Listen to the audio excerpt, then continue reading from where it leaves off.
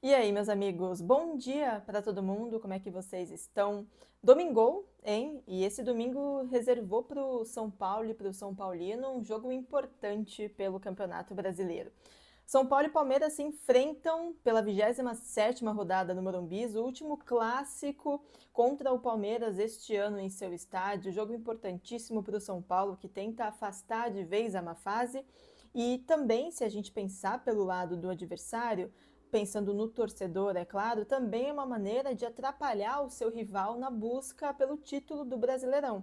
O Palmeiras é o segundo colocado, o Flamengo é o líder, mas a briga ali é bem boa, é uma briga de gente grande. O Palmeiras sempre é um dos favoritos em qualquer competição que entra, então também é uma oportunidade disso para o São Paulo, para conseguir trazer o torcedor de volta, quem sabe, afastar ainda mais a má fase, terminar o ano mais tranquilo, né? Vencer clássico ou perder clássico, a gente sabe que é sempre um divisor de águas, gente. Clássico é um jogo que tem muito poder quando a gente fala de impacto no torcedor, né? E aí também essa oportunidade de, quem sabe, atrapalhar o seu rival.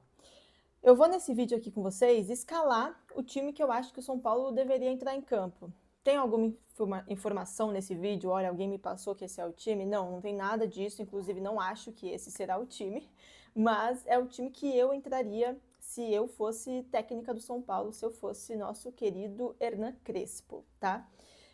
Um ponto importante aqui, o São Paulo venceu o Fortaleza e para mim foi o começo de uma reação e também uma demonstração de que o jogo contra a LDU, a eliminação, o confronto num todo, ele foi lamentável, desesperador, ruim demais, todas as palavras ruins que existem a gente pode colocar nesse confronto.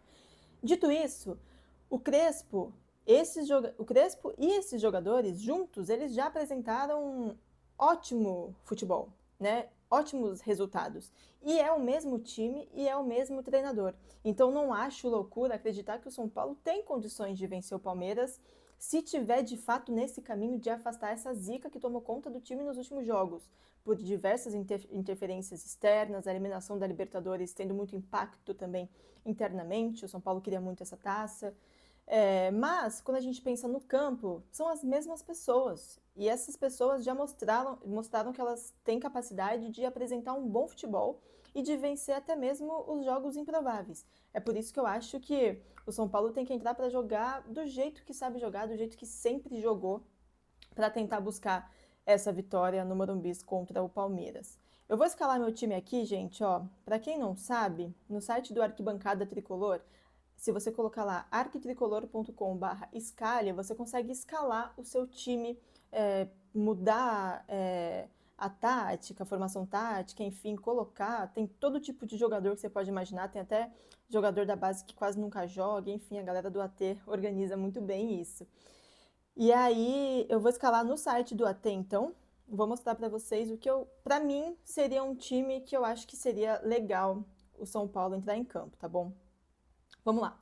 Colocaria aqui Rafael no gol. Obviamente, aqui vocês estão vendo que meu esquema seria de 3 zagueiros, né? Com 2 alas. Colocaria aqui, enfim, tô dando um spoiler já, mas 2 volantes e um meio-campista e 2 caras lá na frente, que é a formação normal do Crespo, né?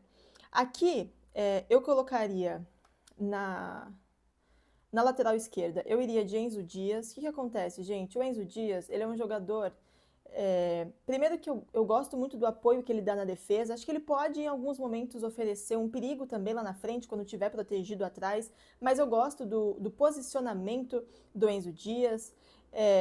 Ele é a grata surpresa de 2025, né? E enquanto o São Paulo estiver entendendo o Palmeiras no começo do jogo, eu escolheria a entrada do Enzo Dias sustentando essa defesa. Ele que é um jogador muito bem fisicamente, né? E aí, eventualmente, pode ajudar ali na frente. Aqui do lado do Enzo Dias, eu iria com o Sabino. Por que eu iria com o Sabino, gente? Cara, para mim o Sabino foi o melhor jogador em campo contra o Fortaleza. Pegou uma bucha gigantesca, tá? Que foi ser o único zagueiro à disposição para esse time, zagueiro de ofício, de fato. E ele segurou uma bucha gigantesca, foi muito bem nas decisões que tomou nesse jogo. Foi o pilar da defesa do São Paulo. E eu acho uma grande sacanagem o Sabino sair desse jogo tão importante para o São Paulo. Então, basicamente é isso, né? Tem um pouco de merecimento também e de você dar moral para os caras, e acho que esse é o momento do Sabino, além de eu gostar muito da saída de bola dele também. Ele erra, ele acerta, enfim, mas até aí o time todo do São Paulo faz isso. No meio aqui, gente, ó, fechando a zaga do São Paulo, quando a gente pega o fato que o São Paulo joga com 3 zagueiros, e para mim o Sabino tem que ser titular nesse jogo por merecimento, sobram 2 vagas. E para mim, quando a gente pega os zagueiros que sobram, Alan Franco e Arboleda estão acima dos seus. De quem compete ali na posição, né? Esqueci a palavra por um momento. Por isso que, para mim, eu colocaria os 2 jogadores aqui. O Alan Franco, vou colocar ele aqui pelo meio, é um jogador que passa muita segurança, para mim, é um jogador que mais passa segurança para o São Paulo, o melhor zagueiro do São Paulo. E colocaria aqui o Arboleda, então, que está de volta ao time tricolor, fechando o trio de zaga. Para mim, essa é a melhor opção. Na outra ponta, ala, lateral, enfim, eu colocaria o Cédric. Acho que na posição ele é o melhor jogador que o São Paulo tem à disposição para esse tipo de jogo tão importante, decisivo, e também levando em consideração a fase, né? O estádio meio tenso, protestos, enfim. Acho que o Cédric, com a sua experiência, é a melhor opção ali. E ele não é um jogador que compromete, tá? Então, para mim, é o Cédric Soares. Na volância do São Paulo, gente, eu iria com Pablo Maia e Marcos Antônio, que também está de volta para o time do São Paulo.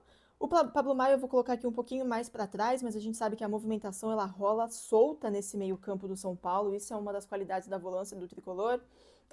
Mas ele é um jogador que marca muito bem ali na frente da área e tem ótima capacidade para sair para o jogo em algum momento que o jogo permita, né? Que a posição do time, a disposição do time de São Paulo permita, ele pode ser um cara perigoso. E eu fecharia aqui com o Marcos Antônio, ele que é para mim o jogador mais técnico desse meio-campo, tem passes rápidos, pode pegar o adversário de surpresa, a gente sabe que vive uma ótima fase antes da lesão, é muito inteligente, tem bom posicionamento e acho que é uma arma boa para o São Paulo tentar eventualmente controlar o Palmeiras no meio de campo, para atrapalhar o Palmeiras. E também, assim como o Pablo Maia, ajuda, né, na criação, eventualmente, se o São Paulo precisar. Aqui na criação de jogadas, gente, eu iria com o Rodriguinho como titular, tá bom? Cara, o Rodriguinho, ele não vem na melhor fase, isso é fato. E apesar disso, para mim ele melhorou um pouco no jogo contra o Fortaleza, mas precisou sair por conta das circunstâncias da partida. O São Paulo ficou com 1 a menos, mas é um jogador que, na minha opinião, a partir do momento que o Oscar ainda não está 100%, nem ele nem o Lucas, para jogar 90 minutos, né? Eles imagino que devem começar no banco de reservas. É o jogador que oferece, de repente, tirar esse coelho da cartola em algum momento da partida, né? Um bom passe, uma boa jogada e surpreender o adversário para tentar pegar ali o ataque do São Paulo pronto para fazer um gol. Então, por isso, eu colocaria o Rodriguinho aqui mais adiantado nesse meio campo. Na frente, gente, eu iria com a seguinte dupla, tá? Vou colocar aqui Tapia, ok? Por que Tapia? Eu sou a favor da titularidade do Tapia tem um tempo, tá bom? Mesmo nessa formação, que não é com pontas, mas às vezes esses alas sobem, principalmente pelo lado esquerdo, né? Ou o Mailton também, quando tá jogando. Mesmo assim, o São Paulo vive muito de chuveirinho. A gente viu isso muito contra a LDU.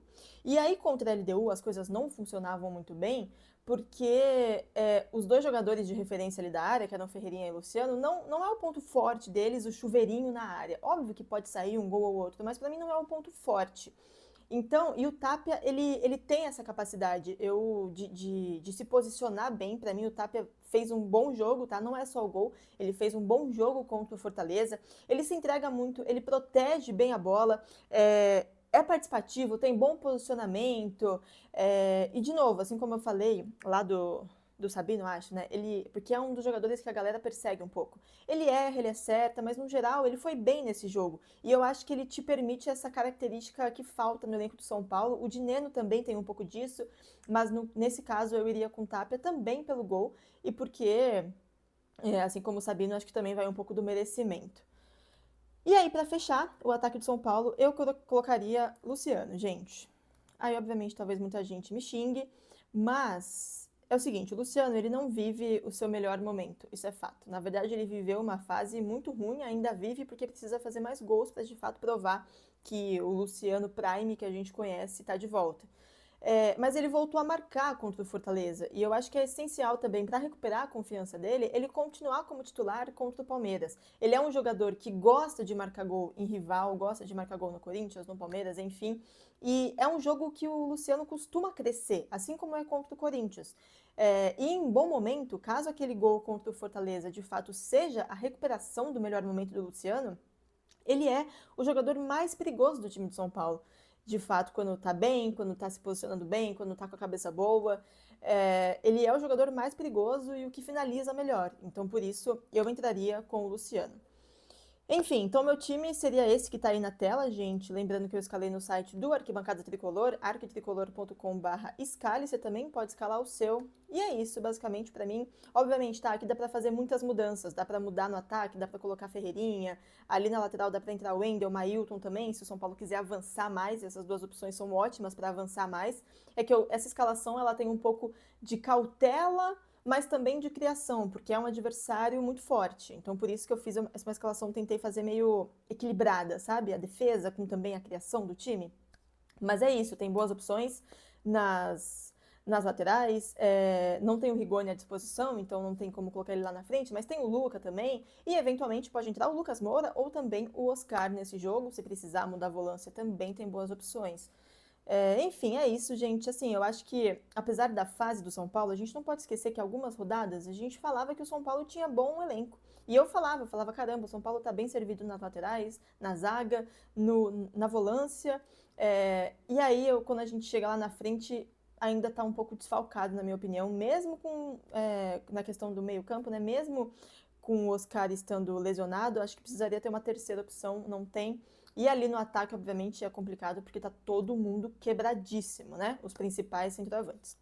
Mas, no geral, é um bom time. E seria muito oportunista agora falar que ninguém presta, que o São Paulo não tem bons jogadores. Não é o que eu penso. Acho que o São Paulo tem bons jogadores e consegue sim vencer essa partida contra o Palmeiras com esse time, com outro time que entrar, ou também ao longo do jogo fazendo substituições. É isso por hoje, gente. Tamo junto. Deixa aí nos comentários se você gostou dessa escalação e o que você mudaria.